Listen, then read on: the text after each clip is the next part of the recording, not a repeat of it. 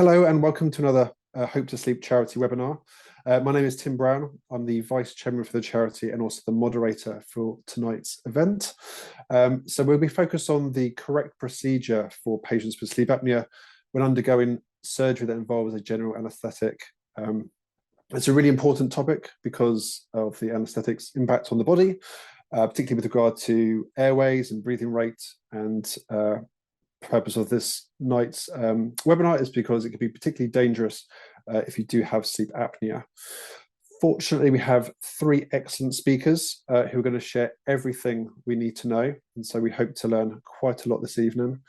So first off, we have Kath Hope. So as I'm sure everyone knows, Kath is the founder and CEO of Hope2Sleep. So Kath will speak of her own experience as a patient who's required a general anaesthetic for surgery in the past. Secondly, we're honoured tonight to be joined by Dr. David Dawson. So Dr. Dawson will be educating us on the correct management of sleep apnea, both before and also after surgery. And he's also going to explain why surgeries have preoperative screening checks in place. So checking if the patient is undiagnosed, not being treated for sleep disordered breathing. Dr. Dawson's the perfect person for this talk, in our opinion. He's been a consultant anaesthetist at Bradford Royal Infirmary since 1986, the year that I was born. He's held an interest in sleep disordered breathing since 1997 and now works solely in sleep medicine. So with his colleagues, Dr. Dawson runs high volume and highly respected sleep clinics through Bradford NHS Foundation Trust, as well as through the Ramsay Yorkshire Clinic. Our last speaker is going to be Samantha Backway. So Sam is a specialist sleep nurse at Great Western Hospital in Swindon, and she's also the chairman for our charity. So Sam's going to give a brief talk about general anaesthetic from a sleep nurse's point of view. So we are looking to wrap up the webinar within an hour, so you can go back to your pancakes. It's often a challenge based on the number of questions we typically get asked, but we will do our best to get through them either live or via the written replies. So if you do have a question, there should be a button on your screen where you can submit them to the presenters. This webinar is being recorded, so it'll be available to watch again and share either later this week or next week at the latest. So that's enough from me. I'm going to pass over to our first speaker, Kath.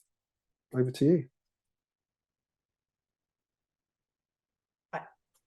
I'm unmuted now, aren't I? Yes. Right, so I'm really just going to explain of my first experience with surgery after I've been diagnosed with sleep apnea and why it's so important that we have Dr. Dawson here as an expert. I've done a bit of research myself, and this is years and years ago. In fact, I believe it's even before the charity started.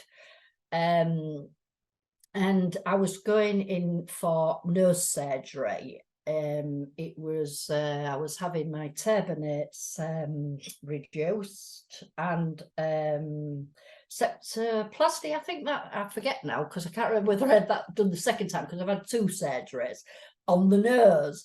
And obviously with a lot of us having obstructive sleep apnea, a lot of our surgery is linked to the nose or the upper airway. So I knew how important it was as well that we after the general anaesthetic that we use our CPAP. And I was very confident too when the hospital asked me to go for my pre-op assessment. And as soon as I said I was on CPAP, they booked me into the high dependency unit and assured me everything would be fine. So I went in, very confidently. Well, I also, knowing I needed the surgery, and the clinic were very helpful as well, trying to get me a suitable mask. But you can imagine when you've got, your nose, I think it was the first one, I had two different surgeries and I had all that horrible packing up my nose. It wasn't, by the way, in the hope of curing my sleep apnea, because I knew it wouldn't. But I did go through the surgery because I did struggle breathing in the masks, you know, because of this nasal congestion. And I always remember Mike Urko, he's an ENT consultant who deals with sleep apnea. And I always remember him saying, sometimes the clinics, they'll just give you a mask and expect you to use it. But how on earth can you expect people who are totally bunged up or, you know, have some other issues? So sometimes we do need that extra input. And for me, it certainly was good. So out came the monster, which is, some of you will recognise, it's the Fit Life mask. It's actually a little grubby, I'm sorry. I should have asked Natalie to get me a new one to show you, because I haven't used this for a long time. But it was important. I knew it was important, you know, to use my CPAP immediately after surgery. And so you can see why totally misses the nose area and seals around the edge of the face. So that's called the Fit Life. There is also the Ventura, and another one I think that you mentioned the other day, David, was the Fit Max or something like that. Yeah. So there are a few of them, and I just thought it's worth showing any of you who are due to have any surgery anywhere, you know, on the face where a mask would be a problem. And just incidentally, yeah, I used to struggle very much with masks, because back when I was diagnosed, it seemed to be that they were made for all the bigger person. And I used to have the headgear wrapped twice around my head, and I really, really struggled. Dreadful marks on the bridge of my nose. When I got this mask, actually, I don't think the hospital could get me in the end, so I bought it. And I looked at it, I thought, oh, well, that's horrendous. So I put it in my bag, and, you know, I was just going to use it only for after the surgery. And because I was in pain and I had to heal first, didn't think much about it. But actually, when it came to going back to my other mask, I thought, well, this one works perfectly. So I used it for years and years. And it was only when the mask came out, like I think the first one was the Amara View, you know, the first of these minimalistic masks. And that's when I was able to move. But this, you know, this type of mask, although it looks big, can actually help a lot of people with claustrophobia, because you have a client, you know, good eyesight range. But I'm not really here to talk about the mask. This was just to let you know that there are other options, you know, depending where, you know, if you need a suitable mask when it's nose surgery or anything, you know, on the face. So I took that, I was all ready, I took my mask in, and then I went through the surgery. And then as I came out, and I was very woolly, as you are, after the general anaesthetic, and as I'm coming round, they had oxygen going through, and I was struggling, actually, I was choking with this oxygen trying to get through, because even though I wasn't asleep, I was very Dr. Dawson might say more about this, but, you know, it's probably natural, but I was very, very, as if I, you know, everything wanted to close down. So I was saying, can you pass me my mask? He said, no, you can't use CPAP. We're giving you oxygen. I said, I know, but I've got to use CPAP as well. And, you know, there was quite a bit of resistance. So they said, well, we must get this oxygen in you. So I said, you can do. And I pointed to this little, can you see it okay there? Can you see there? That you take off, what's it called? That's it. And then the oxygen feed can go in there. If someone wants to unmute David or Sam and tell me, because I've forgotten what it's called. It's just the oxygen port, isn't it? Yeah, I can't think of the word. Thank you. Yeah, so there's a little oxygen port, and there is you know, a lot of mass, because they didn't have one of these. Okay, so what this can be used as well, where they can pop that between your machine. It's up to the hospital how would they want to do it, because it can go where the mask is, you know, you pop it on here before your tube, or it can go into the where before the tube, which attaches to your CPAP machine, and then they can feed the oxygen through as well. So, well, they were absolutely amazed because they didn't know maths had such things like this, and it was a good job because they didn't have any of these little entrainment valves, I think they're called. So I didn't have one. Now I always carry one with me, just only in case of emergency. It's always in my CPAP bag.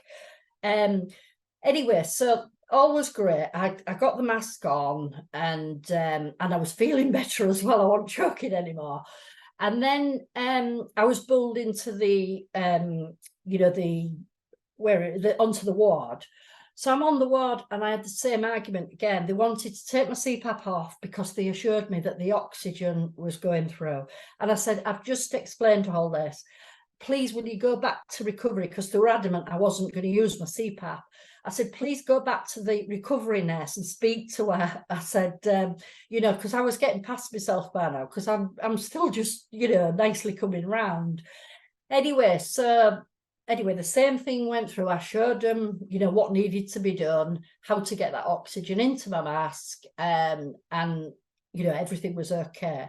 Now, I was in the high dependency unit as well, even though it would have been normally a day case. They did keep me in the HDU unit, and I was in there, and the nurse said, "Why are you here?"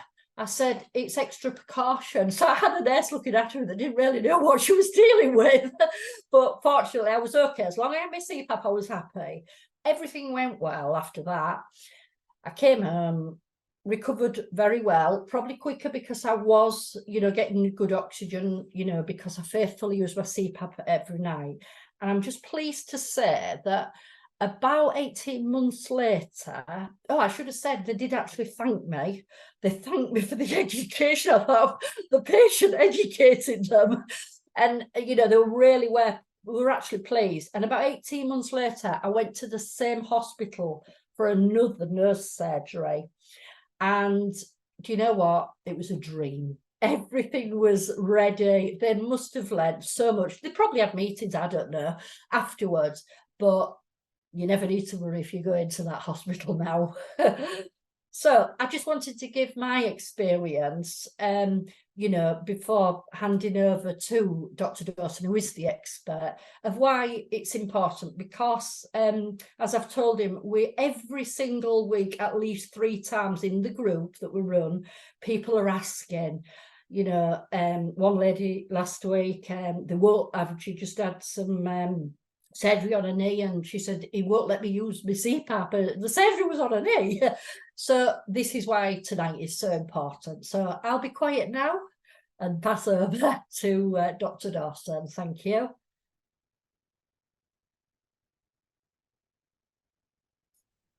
Thanks, Kath.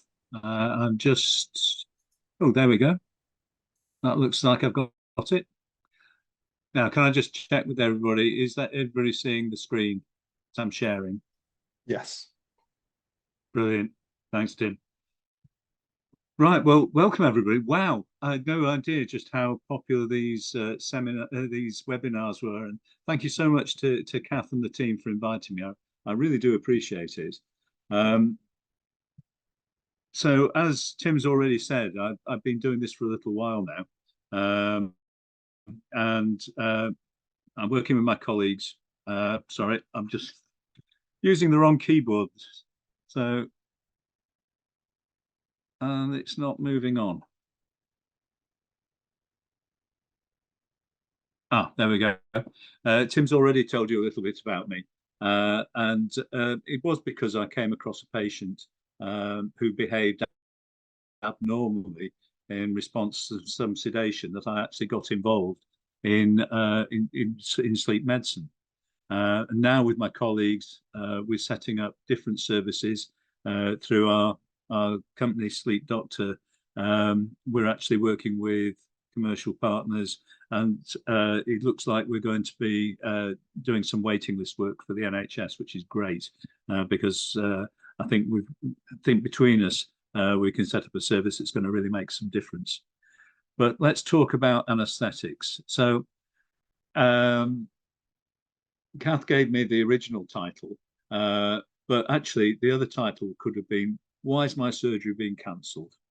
Because so many people, unfortunately, find that they've been diagnosed with sleep apnea shortly before surgery, and that's horrible. As anaesthetists and doctors, we hate cancelling anybody's surgery because we know just how many plans they put in place to have that surgery done. But the bottom line is that it's the anaesthetist's job to ensure the patient is optimised prior to any planned surgery. We need the blood pressure controlled. If we don't do that, then there's a high risk of stroke and heart attacks. We needed diabetes controlled, so you don't go into to develop a significant hyperglycemia. We need your blood test to be normal. We don't want you to be anemic if there's a chance that you're going to be losing blood during the surgery.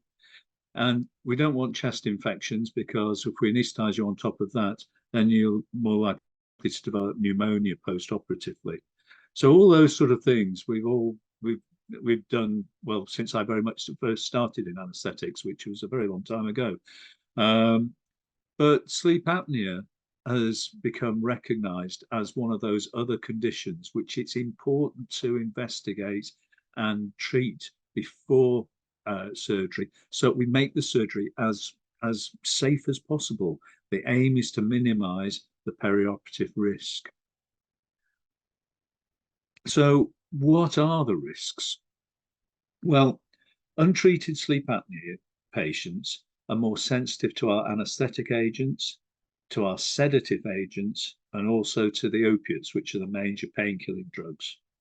Now, the reason I got into this was a gentleman who at the time in my mind I characterized as an elderly, overweight gentleman. Sadly, that is now me, 27 years down the line. But he presented for cataract surgery and he was terrified. I tried chatting to him, I tried to reassure him, but at the end of the day, he was so terrified. I said, look, I can give you something to help you. I'll just give you a little bit of sedation. So with cataract surgery, sedation's not quite as easy as you might think, because the last thing you want is a patient to go to sleep during the operation and then suddenly wake up and sit up. So we don't do a lot of sedation. So what we do is very, very gently just give patients something to just settle them down, but not actually to a point where they go to sleep. So I gave a very, very small dose, and this gentleman stopped breathing for 20 minutes. That's okay. As an anaesthetist, we can cope with that. And then when I talked to him afterwards, it sounded like he got sleep apnea. I'd heard of sleep apnea, but I'd never come across a patient before with sleep apnea. And I said, right, well, look, I'll find somebody to refer you to. But there wasn't anybody. So I told him, well, you need to lose weight and go and see your GP, and he'll refer you on somewhere. I saw him 6 months later for his second cataract, and he shook my hand and said, you've changed my life. He said, I've lost 3 stone in weight. I was going to sell my company. I'm now expanding the company. Everything's great. So I thought, well, crikey, anybody can do sleep medicine. And when I came across another anaesthetist doing sleep medicine, that's when I went about getting myself trained up and visited clinics and set one up with some support from some of my colleagues in ENT. So that was an example of the impact that just a very small dose of sedative had on somebody with untreated sleep apnea. And so the risk is respiratory arrest, and that was absolutely a classic example of that. So again, the other risks are unplanned admissions to high dependency unit and intensive care unit. Again, I anaesthetize a patient with who's having a hysterectomy, and when I woke her up and took her into recovery, I was called back.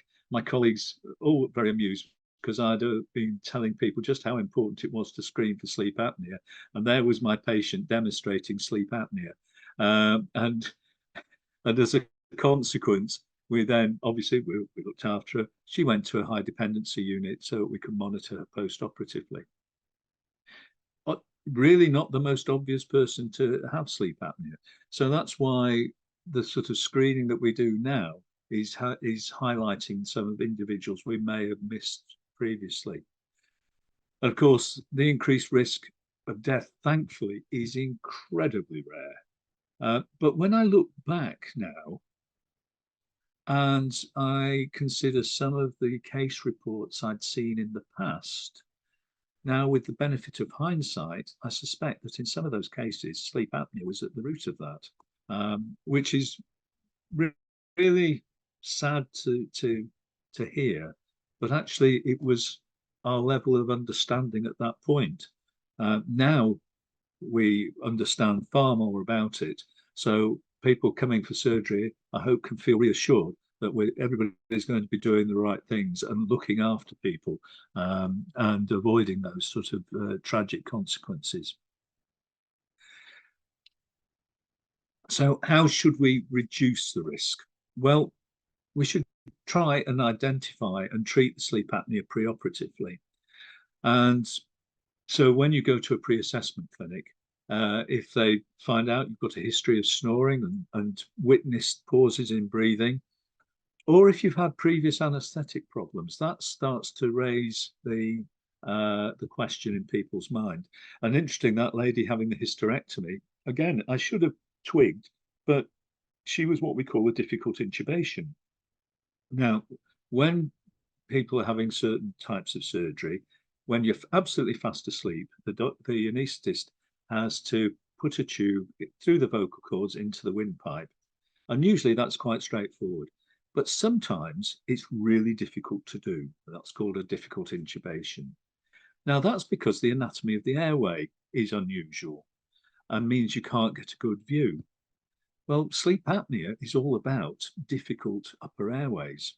And so actually patients who are difficult intubations, that should raise the flag that perhaps they've got sleep apnea.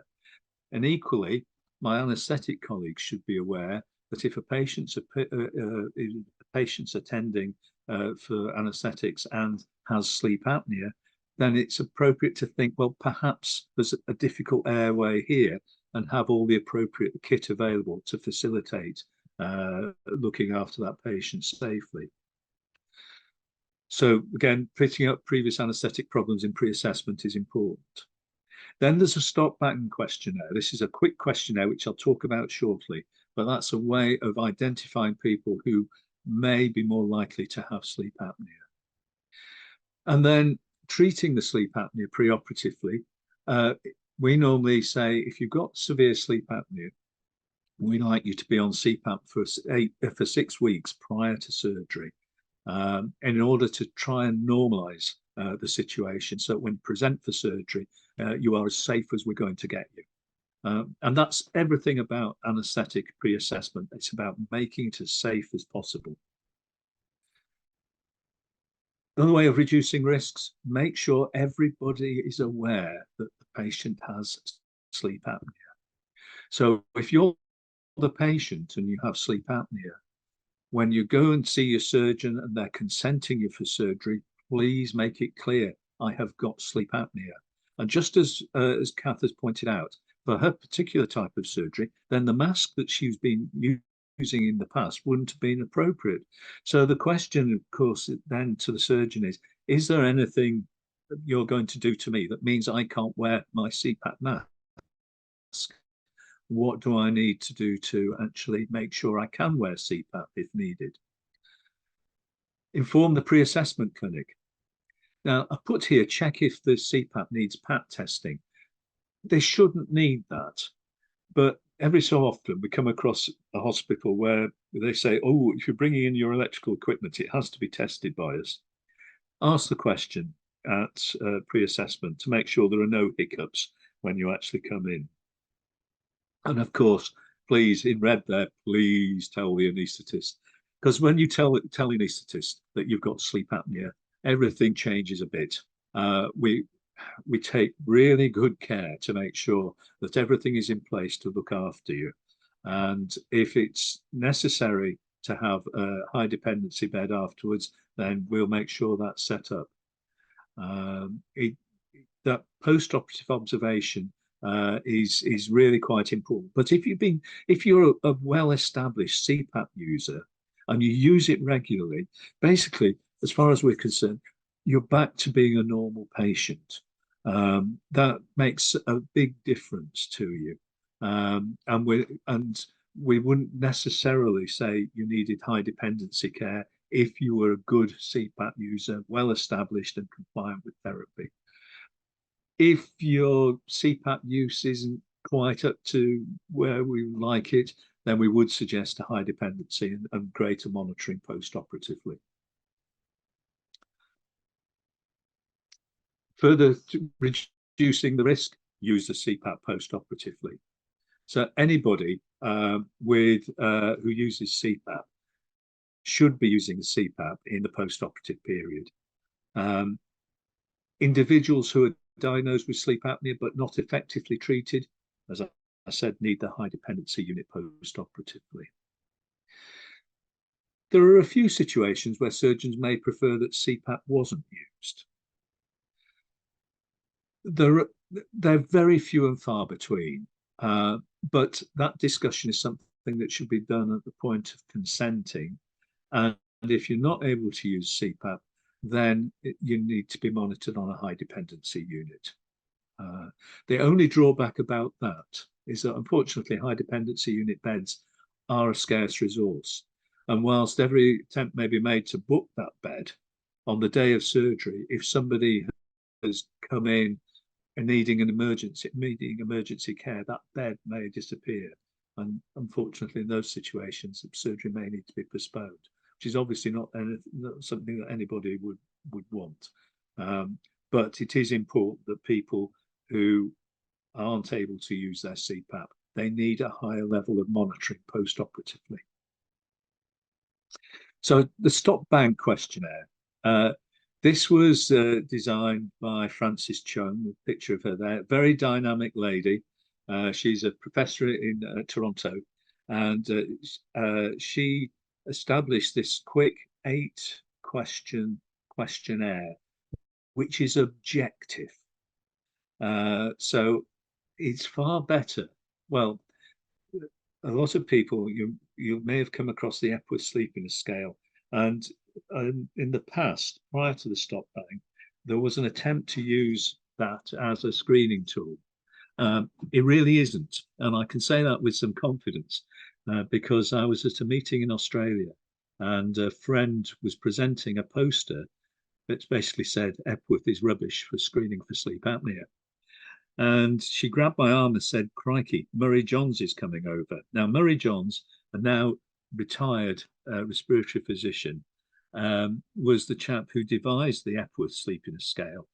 He worked in the Epworth Hospital in southern Australia. And he came over and he read her poster and he said, "You're absolutely right. I never designed it as a screening tool, and it shouldn't be used as a screening tool." And when you look at it, it's so subjective.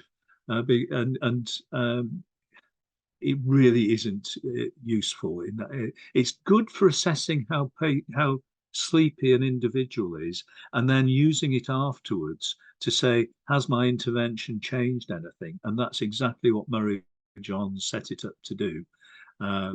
So it is useful in that scenario, but not as a screening tool.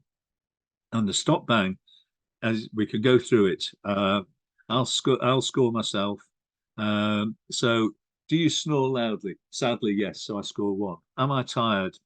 Fatigued? No, I'm not. Has anybody observed me stopping breathing? No. Do you have, or are you being treated for high blood pressure? Yes. So I'm up to 2. Body mass index greater than 35? Not anymore. So that's okay. Age older than 50? Yes.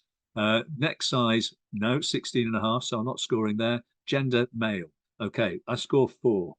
Now, our practice would be if you scored 5 or more, we would do a sleep study to see whether you've got sleep apnea. So that's the sort of thing that we do in our pre-assessment clinics. It's quick, as you see how quick it's been to do that. It means that the nurses in the pre-assessment clinic can do that. And then straight away, if they score highly, they have that discussion. We rapidly do a sleep study. And hopefully, because this is done 2 weeks before surgery, we can usually get a sleep study done and a report back, yes or no, before they're actually come to surgery. If you've got mild sleep apnea, and depending on the surgery, it's a discussion to have with the anaesthetist and the ward team to make a decision. If you've got severe sleep apnea, we'd say no. Honestly, this is about safety. Yeah, I know it's unfortunate. I know it messes up plans, but actually, this is about safety. So what are the barriers to using CPAP post-operatively? Well, Kath obviously came across one barrier. The importance of CPAP isn't necessarily understood, although our staff are getting more and more used to it and understanding it. And it is about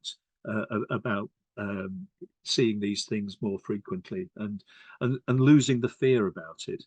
So the ward staff are unsure about how to operate the CPAP machine. Well, they don't need to, because as far as I'm concerned, the patient is the expert here. You live with these machines, you use them day to day, so you are the expert as the patient. But I quite understand why staff on the ward would be anxious about a piece of machinery they didn't know anything about. They didn't know how to deal with any problems for it. So I do understand that. So it's really up to education.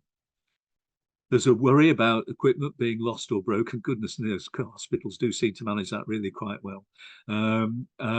But the other one that Kath brought out, not sure how to entrain oxygen. The patient comes back to the ward with oxygen prescribed, and they say, well, how can I do that? You've got a mask on, what do I do? And if you haven't got the connect to the entrainment port, then that is a problem for them. So those entrainment ports are really important, and making sure you've got the appropriate mask to deal with whatever surgery you've had, if it happens to be around the face, making sure that there's a way to entrain oxygen, and asking the question again at pre-assessment: when I come in, am I going to be able to use my CPAP? Do they know how to put oxygen in there? If they don't, then do try and make sure that you get an oxygen entrainment port, either from the people who supply your CPAP machine, or if necessary, I suppose you can always purchase one. So to summarize, where time allows, sleep apnea should be diagnosed and treated prior to surgery. Now, if somebody comes crashing through the door as an emergency, then we have to look after those patients. And if they've been diagnosed with sleep apnea, but they aren't using their CPAP machine, then we have to deal with that. And we will deal with that, and we deal with it by increasing the surveillance, making sure they're on a high dependency unit. But the pre-assessment prior to elective or planned surgery is crucial, because it allows us to make those patients safe. If you're presenting for surgery and you're using CPAP, take the CPAP with you, make sure everybody knows you have sleep apnea, and use your CPAP post-operatively. With your knowledge about your CPAP, you should feel empowered to do what Kath did when she was told that she couldn't use her CPAP. You should be. You're the expert. If you're a CPAP user, you are the expert in your condition. So I hope that's been helpful, and I'll be very happy to answer any questions.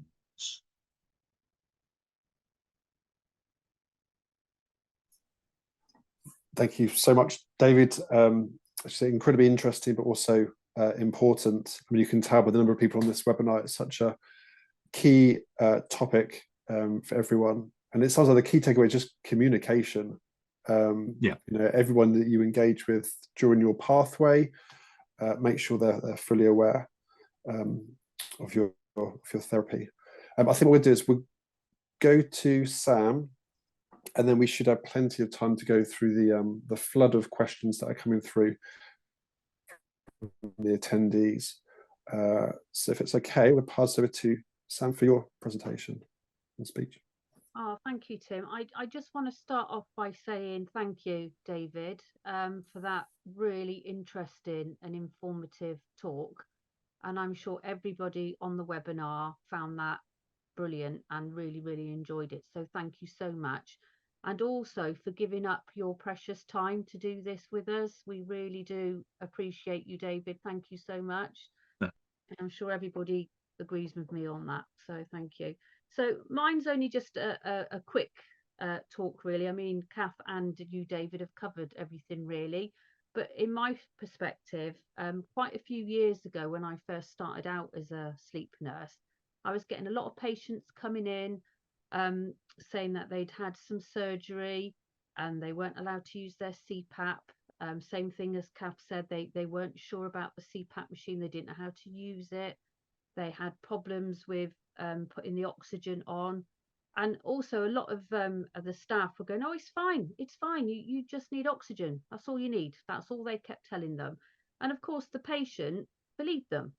And then they would, you know, some of them would recover quite well and there'd be no problems. And then I was having a few patients who had issues. They had to stay in hospital a lot longer.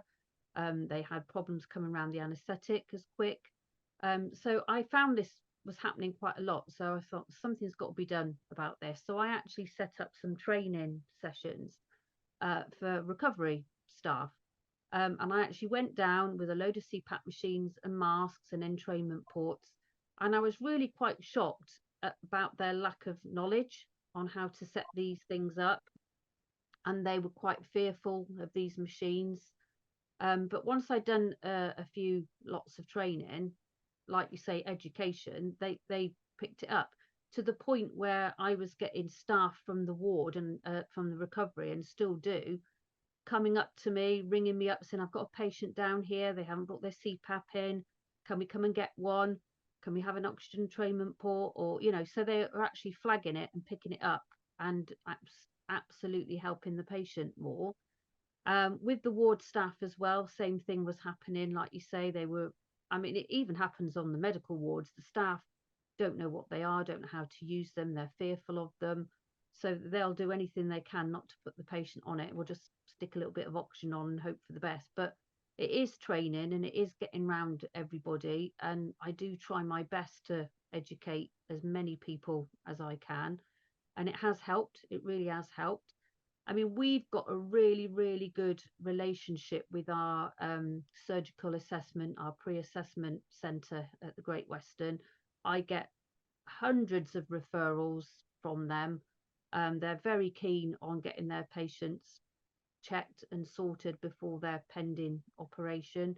And we fast track them as much as we can. So if they're really got an important operation coming up, and it's, you know, if it's not, you know, for ages, then it's not so bad. But if they know it's coming up quite quickly, we get them fast tracked, we get them assessed, and the consultant looks at the study, and we get them on CPAP as quickly as we can for that very important, you know, perioperative period to help support the patient.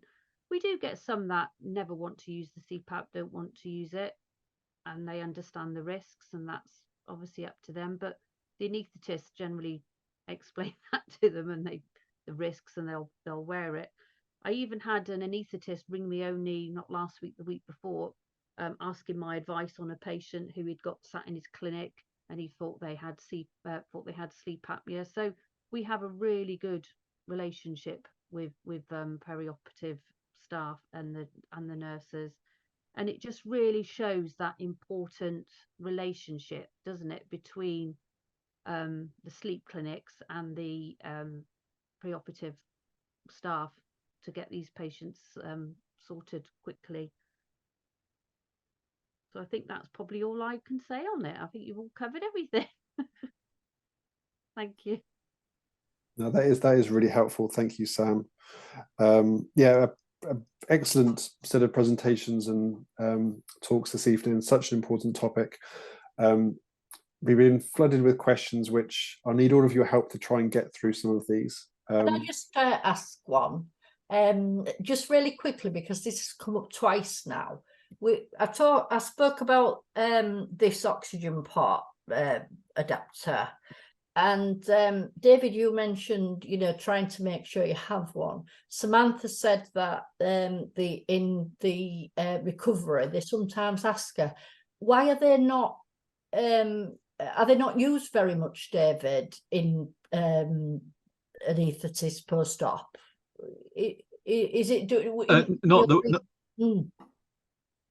that sort of the size of that, it will be different to the tubing that we use on our anaesthetic machines. Right.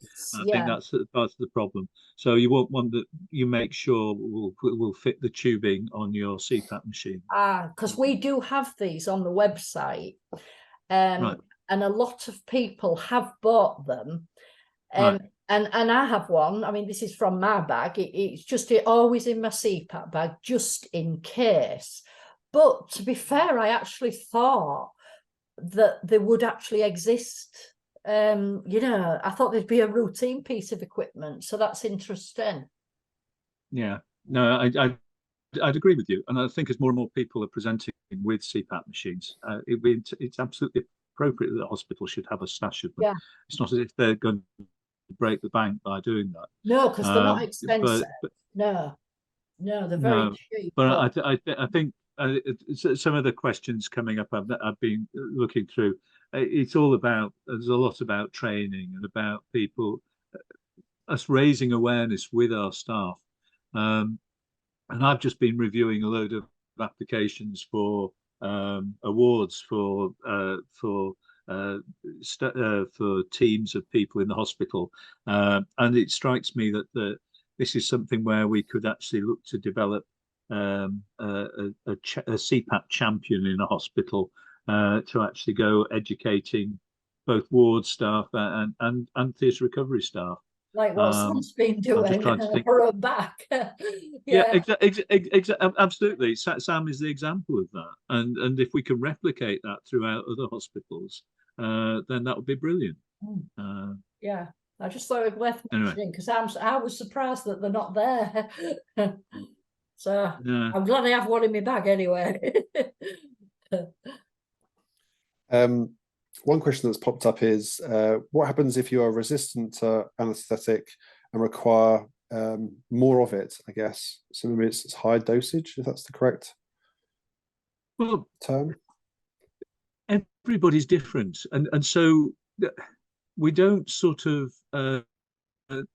there are calculations where you can say, I need to give this many milligrams per kilogram of patient. But to be absolutely honest, all anaesthetists titrate the anaesthetic doses to the patient's response.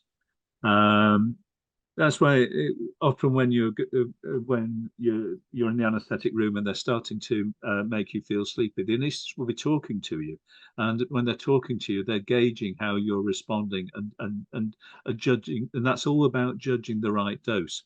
So yes, you may be resistant, but if you're resistant to the anaesthetic, we give more until you get to the right dose, and that doesn't mean to say you're more at risk then of problems, because the patients that I'm concerned about here are the patients where you give so little that they have this overwhelming response to it. It wouldn't worry me if we needed to give more to some people. Is the medical staff having problems bringing you around from the anaesthetic? Is that a sign of undiagnosed sleep apnea, or can it be? It can be. It can be. It depends what they're talking about here. Often, if patients are, if by that you mean, have I spent longer in the recovery unit? Yes, it could be, but you could have been longer in the recovery unit because they're trying to settle your pain. It depends on exactly why there was a delay in recovery. But certainly the lady that I had who was recovering from the hysterectomy, she would have been very well aware that we were keeping nudging her, because every time she went to sleep, she stopped breathing. So she spent a considerable time in recovery till we were happy that she was safe to actually transfer from that facility into high dependency. Got a question here. I'm on a waiting list for bariatric surgery. Are there any specific questions I should ask during the pre-op associated with this particular type of surgery?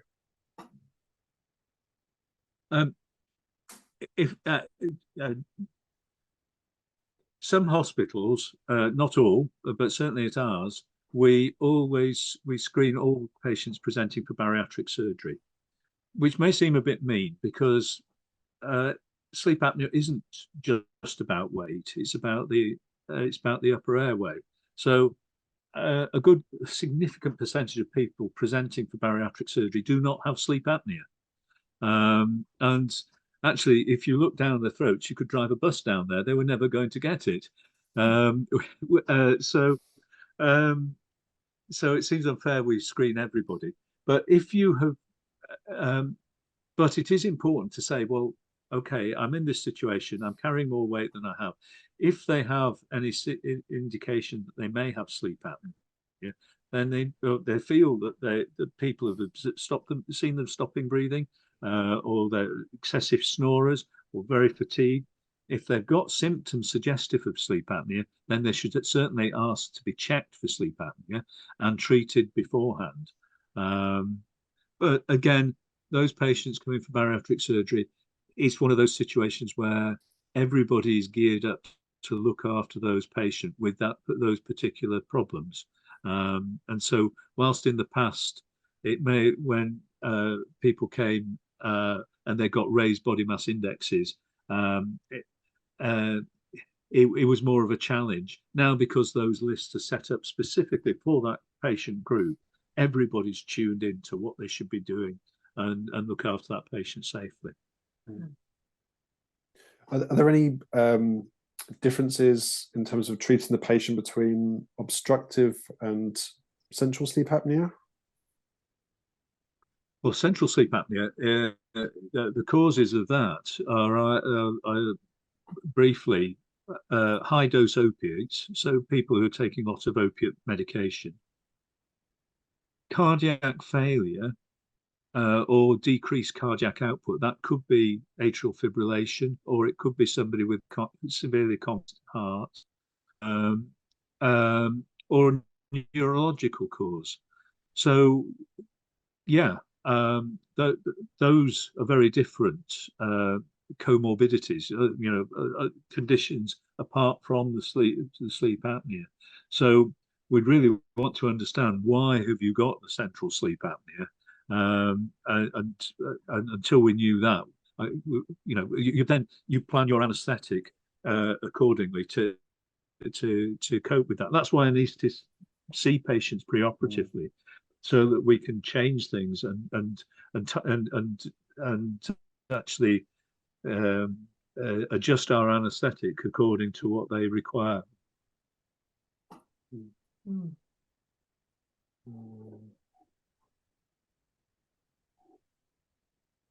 Feel free to jump in, other people looking at the questions. I know there's lots. Okay. We're not going to get through all these. What about some votes? Vote up the questions, please. Everybody who's on there, vote them up so we know which ones to ask.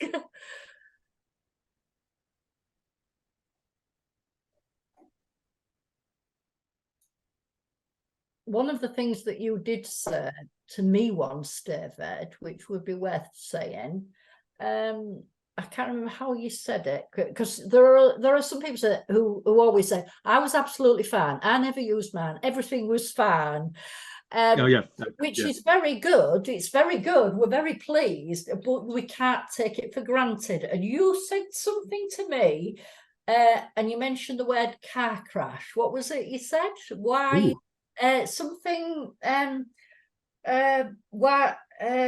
you know, in other words, take the precaution before there is a car crash or something like that, you said. Right, right. I can't remember that. But the thing is, yeah, it's not about getting away with things, and that is a situation where they've got away with it. It hasn't there hasn't been a problem. It's a bit like running a red light, I suppose. The odds are you probably won't get hit, but actually one day you will. Maybe that's what I was saying. It's absolutely delighted people have come through it safely, and I do understand that, and I do have patients who, when we've diagnosed them preoperatively, say, no, well, I've had loads of anaesthetics, but things change from year to year, and just because they got away with it 5 years ago doesn't mean to say they get away with it now. Which is why we need the precautions and your education tonight. Question I just see there's one here.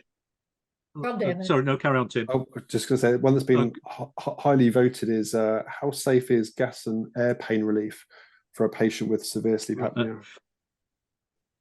Right, I was just about that was exactly the one I was going to comment on. It's fine. So gas and air is a 50-50 mixture of oxygen and nitrous oxide.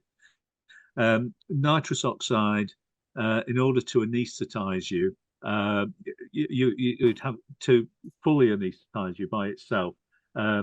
You'd have to be in a hyperbaric chamber with it. It's a decent analgesic, and that's what it's being used for. And it's being mixed with 50% oxygen, which is 2.5 times greater than we normally breathe anyway. So there's plenty of oxygen going in there. It's not sedative.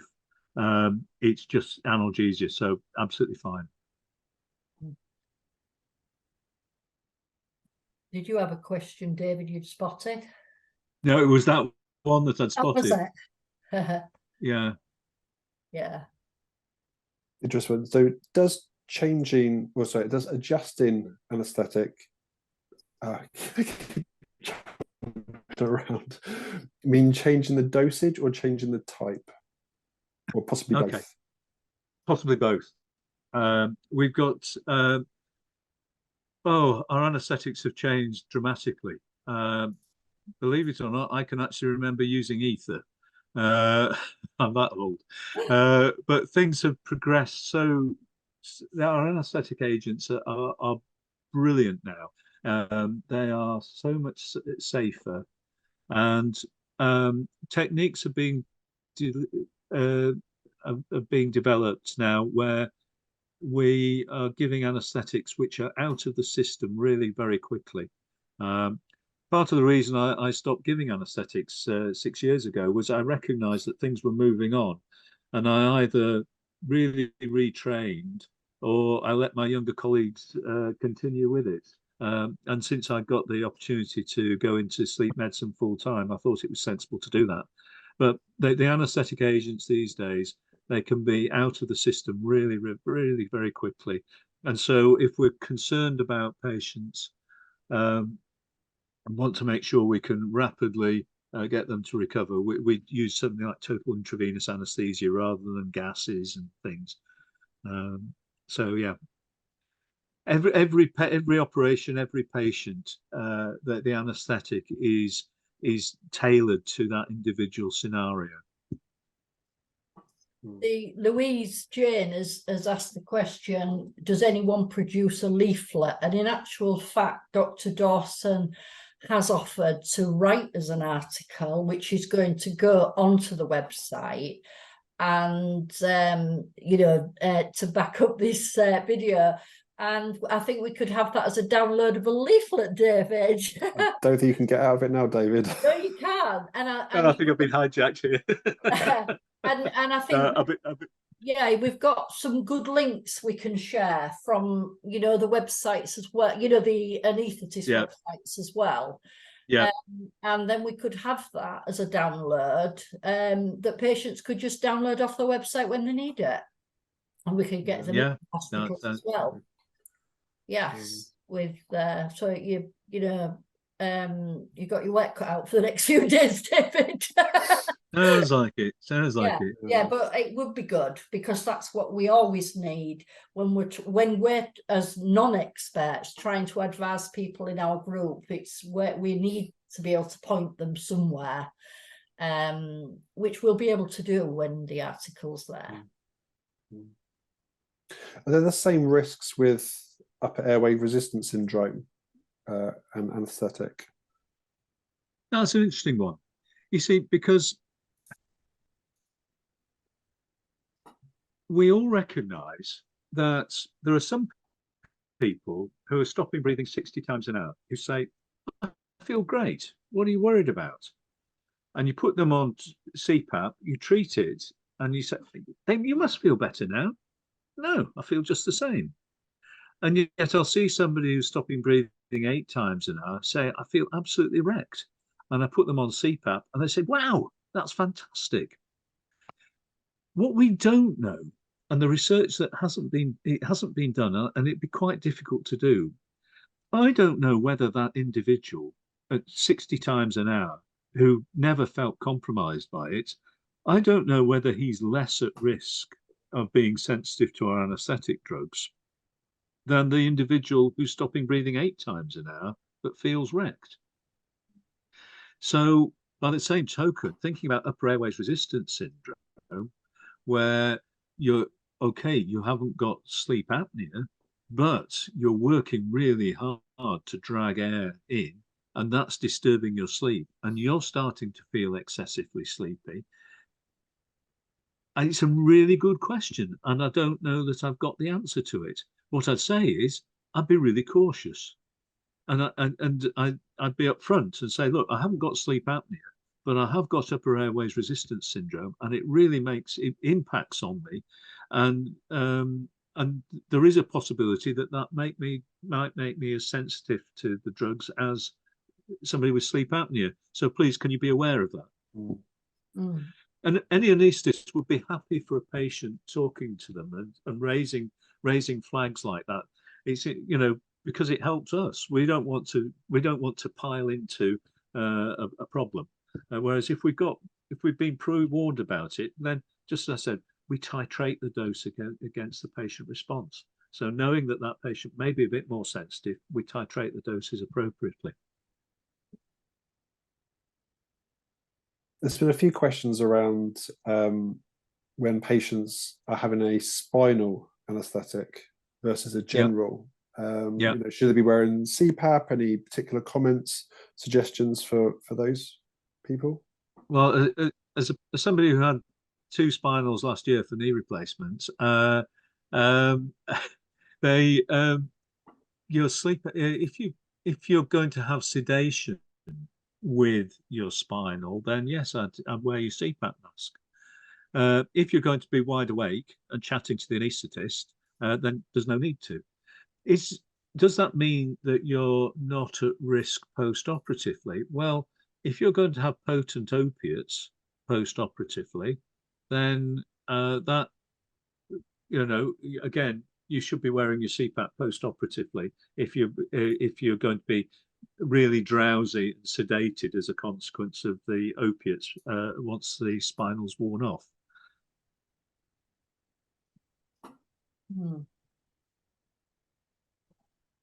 Yeah, there's a lot. We might just have to answer a couple more and then look to do some of the others as a follow-up. Just mindful of time. Yeah, sure. I'd be very happy to answer the questions. Yeah, which you will send later and get back to people when when Tim's got the recording ready. Okay. Yeah. No, I'm really grateful for people taking interest and asking questions, and I'll be very happy to do that. Yeah. I think, like you said, David, it's all about awareness, education, and communication. It's absolutely. Somebody's mentioned elevated CO2. during the night, which actually I have. What's this? The sleep study at St Guy's demonstrated elevated CO2, and I'm wondering if that contributed to my tiredness. Well, it certainly did mine, Bridget. But even though my CPAP therapy looked absolutely marvellous, I was retaining CO2, which Guy's and St Thomas, the Lane Fox unit, actually discovered in me. And when I was put onto the non-invasive ventilation, I certainly woke up better. So I don't know if you already are, Bridget, but you know, hopefully if you're not on that correct machine, things will improve when you are.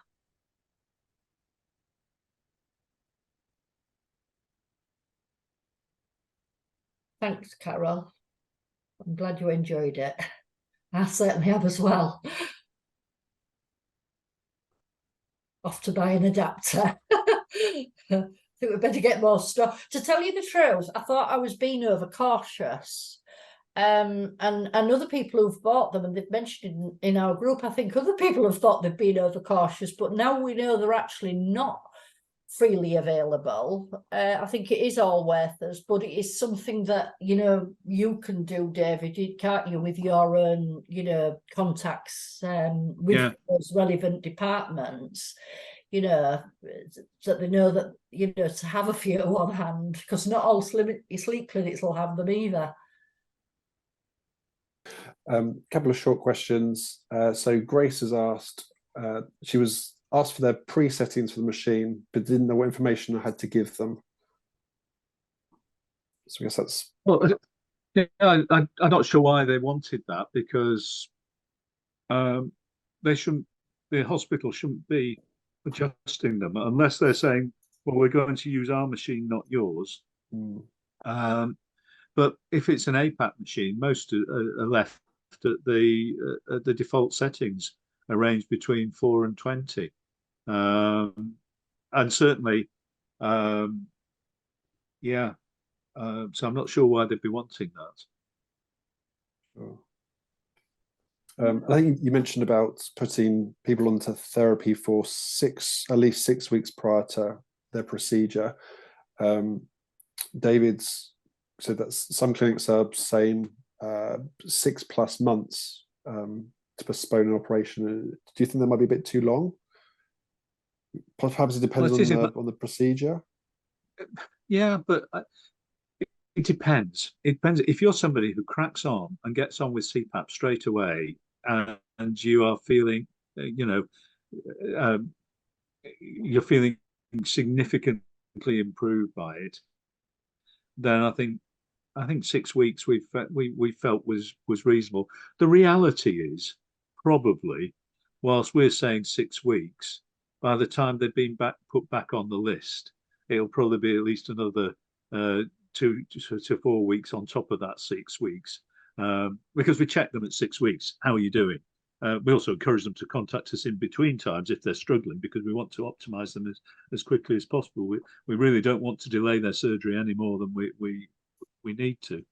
But we say 6 weeks as a starting point, and if they're fully compliant and feeling great, we tell the surgeons, right, reschedule them, and if they're lucky, they can get straight back on. But there may be a bit of a delay after that.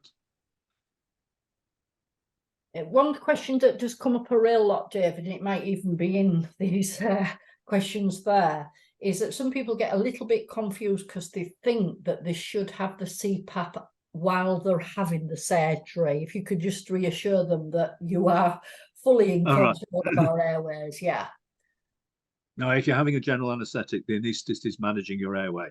That's what we do. Either with a breathing tube, as I said, going down into the windpipe, or more commonly these days, something called a laryngeal mask, which sits in the back of the throat and just above the vocal cords.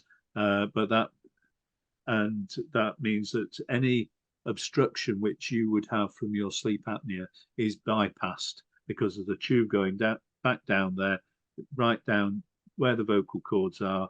And so the relaxation of the throat muscles just isn't an issue. So it's the anaesthetist's job to manage your airway throughout. One way or another, we do it. Yeah. Can we just pick up on Cassandra's question, Tim? Because as said is on Monday. Can you see it? Cassandra Thompson. Yep. Got it. Yep. So having an amputation of my left arm on Monday and was diagnosed and started CPAP machine 4 weeks ago. It makes me so bloated with a distended stomach and cramps. I think I'm swallowing air. My concern is that they will put me on the CPAP machine whilst I'm still asleep post-op, so they can't monitor my bloating. And is that dangerous because I have a heart condition?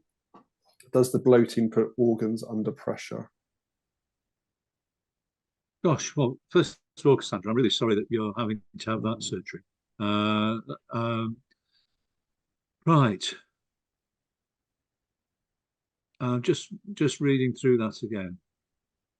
I'd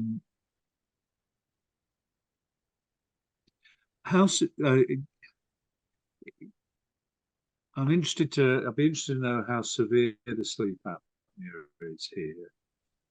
But your concern is they put the CPAP machine whilst I'm still asleep in post-operative, so in recovery, so that I can't monitor my bloating. This again is about information sharing. This is about talking to the anaesthetist preoperatively and being absolutely clear with what's going on and explain what's going on. In recovery, you are looked after one-to-one. There'll be a recovery nurse with you. The anaesthetist will be in the theatre suite, and there'll be people there looking after you very, very carefully. And I would be surprised if they put your CPAP on immediately in recovery. They'll be watching to see how you're waking up and what is actually happening to you, and whether you're obstructing your airway. And if you are obstructing your airway, then they will help you with your breathing until you get to a point where you're breathing all right for yourself. And they probably do that quite simply, not using your CPAP machine, but actually using just a mask with a bag on it that they can just give you a little bit of pressure, and they will be monitoring your abdomen as well. So they will be there to look after you, but tell them all that up front, so that they're well informed, and they will tailor things to look after you. And I hope you make a good recovery from that. Absolutely. Any last ones, Kath? I'm just replying to one myself. Can you see any there?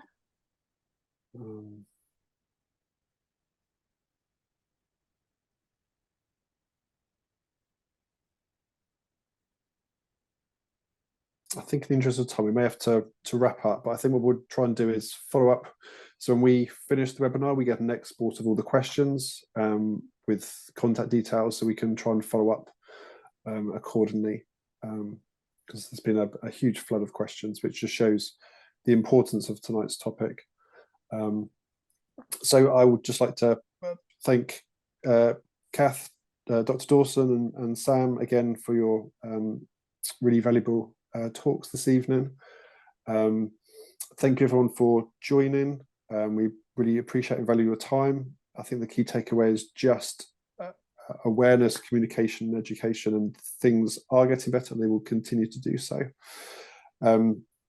Final plea from me, this is obviously an educational webinar. Of course, we do not charge for it, but we do have to pay for the Zoom license. So if you have learned anything this evening, please consider just donating a few pounds, if you can, to the charity to help pay for the Zoom license. The recording will be on YouTube in the coming days, so you can watch again, and the link will be shared across all the channels. So with that, I'd like to thank everyone and wish you a good rest of the evening and week. Thank you very much. Thank you. Thank you, Tim, as well. You've thanked everyone else, but Thank you.